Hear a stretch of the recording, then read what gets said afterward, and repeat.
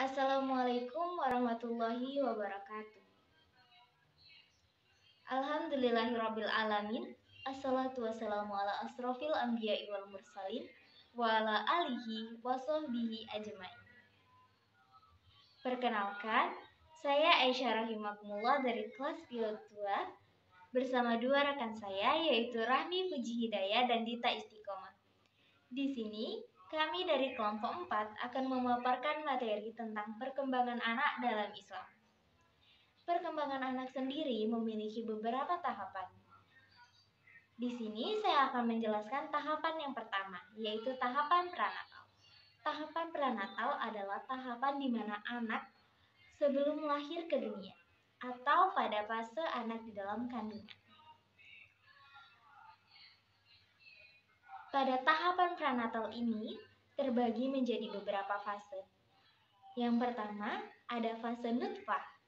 Fase nutfah ini merujuk pada Al-Quran Surah At-Tariq ayat ke-5 dan ke-6 yang artinya, hendaklah manusia memperhatikan dari apa dia diciptakan.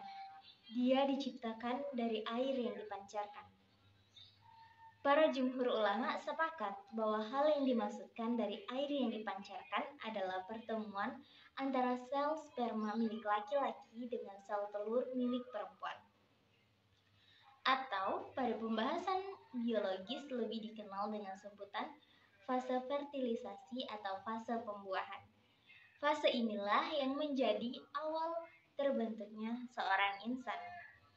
Lanjut kita kepada fase kedua, yaitu fase alaqah. Fase alaqah sendiri merujuk pada firman Allah dalam Al-Quran Surah Al-Alaq ayat kedua, yang artinya, Dia telah menciptakan manusia dari segumpal darah. Hal ini dimaksudkan bahwa setelah melalui fase pertemuan antara sel sperma dan sel telur, selanjutnya Allah membentuk gumpalan darah yang disebut dengan alaqah. Namun, apabila pada fase ini darah masih mengalir, darah tersebut disebut dengan masfuh. Selanjutnya, fase yang ketiga atau fase mudghah. Mudghah sendiri memiliki arti seukuran kunyahan. Sedangkan yang dimaksud dalam fase janin ini sepotong daging yang seukuran kunyahan. Hal ini merujuk pada tafsir Al-Razi yang menafsirkan firman Allah yang artinya, lalu segumpal darah itu kami jadikan segumpal daging. Setelah melalui fase pembuahan dan fase gumpalan darah atau alaqah, selanjutnya gumpalan darah tersebut membentuk gumpalan daging yang berukuran seperti kunyahan.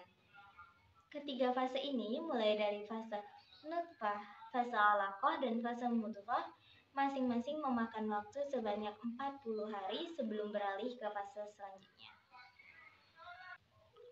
Fase selanjutnya adalah fase penciptaan janin. Fase penciptaan janin ini disepakati oleh ahli fikih dan ahli tafsir terjadi setelah fase mudghah. Fase selanjutnya adalah fase pembentukan janin. Fase pembentukan janin ini merujuk pada firman Allah dalam Quran Surah Al-A'raf ayat ke-11 yang artinya, sesungguhnya kami telah menciptakan kamu Adam. Lalu kami bentuk tubuhmu. Kemudian kami katakan kepada para malaikat, bersujudlah kamu kepada Adam. Maka mereka pun bersujud, kecuali iblis. Dia tidak termasuk kepada mereka yang bersujud. Dari ayat ini dapat kita tarik kesimpulan bahwa fase penciptaan dan fase pembentukan janin adalah dua fase berbeda. Pada awalnya Allah menciptakan terlebih dahulu janin, kemudian setelah terciptanya janin barulah Allah membentuk janin tersebut, membentuk organ-organ atau anggota-anggota tubuh yang diperlukan oleh janin. Fase berikutnya yaitu peniupan ruh. Para jumhur ulama bersepakat bahwa fase peniupan ruh ini terjadi pada usia kandungan memasuki 4 bulan.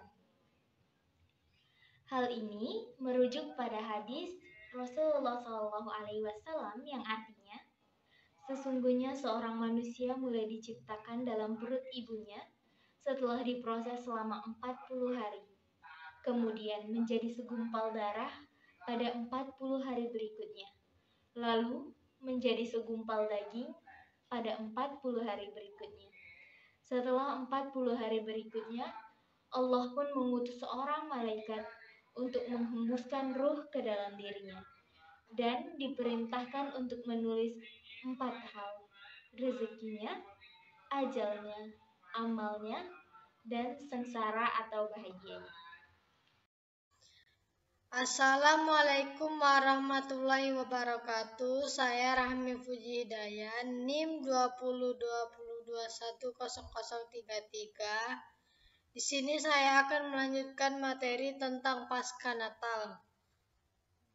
1. Fase menyusui rodoah atau ASI hobi, yaitu bayi usia 0 sampai 2 tahun. Landasan fase ini adalah surat Al-Baqarah ayat 233, surat Al-Kahf ayat 15 dan surat Al-Luqman ayat 14. Dalam tafsir Maraqni diterangkan bahwa hikmah menyusui adalah agar kepentingan bayi benar-benar diperhatikan. Air susu adalah makanan utama bagi bayi pada umur seperti ini, dan ia sangat memerlukan perawatan yang seksama dan tidak mungkin dilakukan oleh orang lain kecuali ibunya sendiri.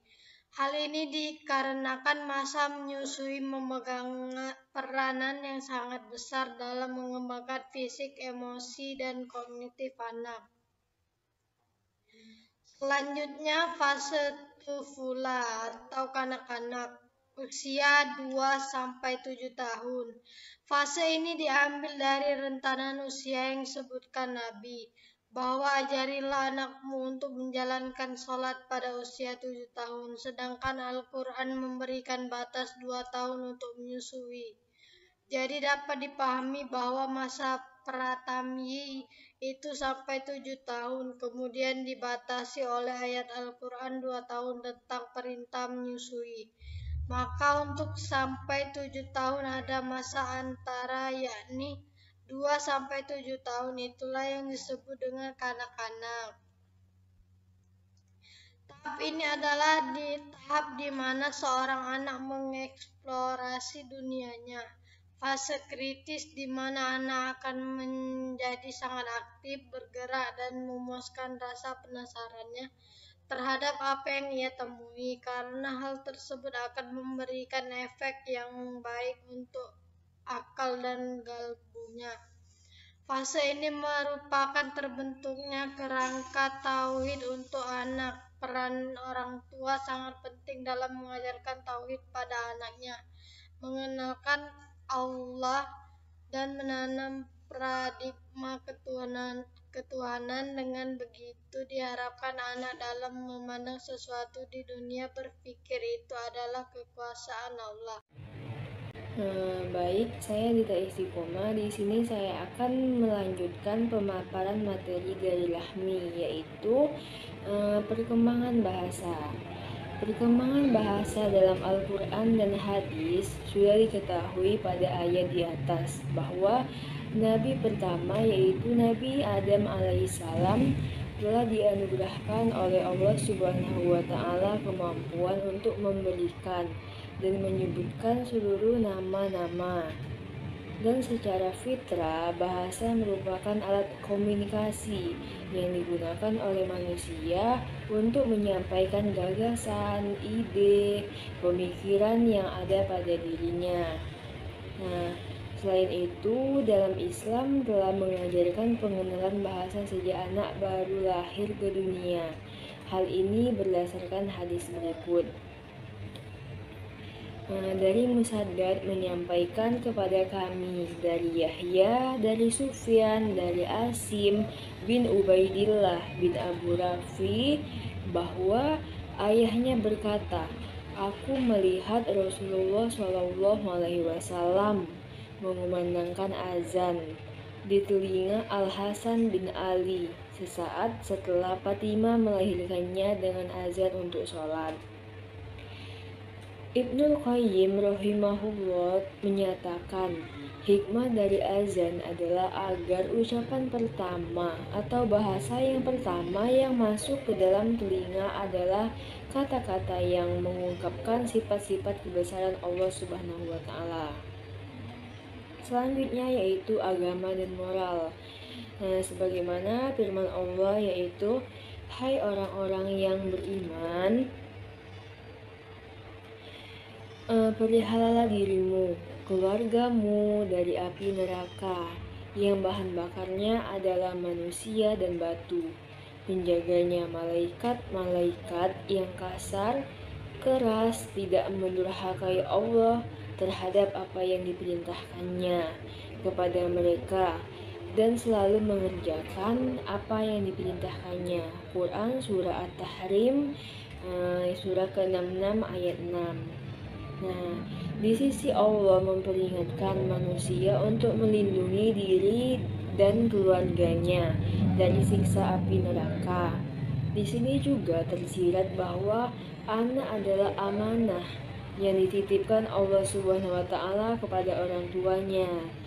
Amanah wajib dipertanggungjawabkan. Secara umum, inti tanggung jawab itu ialah penyelenggaraan pendidikan Islam bagi anak-anak dalam keluarga. Nah, ada 10 nasihat dari surah Luqman ayat 12-19, yaitu yang pertama, untuk selalu bersyukur terhadap Allah Subhanahu wa Ta'ala. Yang kedua, tidak mempersekutukan Allah. Yang ketiga, berbakti kepada kedua orang tua, terutama ibunya yang telah mengandung dan menyusuinya. Yang keempat, senantiasa berbuat kebaikan. Yang kelima, mendirikan sholat. Yang keenam, menganjurkan orang mengerjakan kebaikan dan mencegah mereka dari berbuat mungkar. Yang ketujuh, wajib bersabar terhadap musibah dan cobaan. Yang ke-8, tidak sombong dan angkuh. Yang ke-9, sederhana dalam berjalan. Dan yang terakhir yaitu bersuara atau berbicara secara santun. Selanjutnya yaitu sosial emosional. Dalam Al-Quran dan hadis menjabarkan bagaimana seseorang membentuk sikap dan emosi yang baik saat bersosialisasi dengan masyarakat serta lingkungannya, di mana membahas bagaimana saling tolong-menolong, sikap tenang dan tidak terburu-buru, menjauhkan diri dari amarah, penyayang, sikap yang memiliki rasa malu, toleransi, menjauhkan dari kemungkaran, berbuat kebajikan, sikap yang ramah, tidak kasar, pemaaf, suka berbagi, sabar. Diajarkan pula bagaimana beretika dalam makan dan lain sebagainya. Nah, dilihat banyaknya penjabaran Al-Quran dan hadis tentang perkembangan sosial dan emosi, maka dapat dikatakan bahwa manusia harus memiliki sikap sosial yang baik pada sesama, yaitu masyarakat dan lingkungan, serta memiliki emosi yang baik yang mencerminkan sebagai seorang muslim.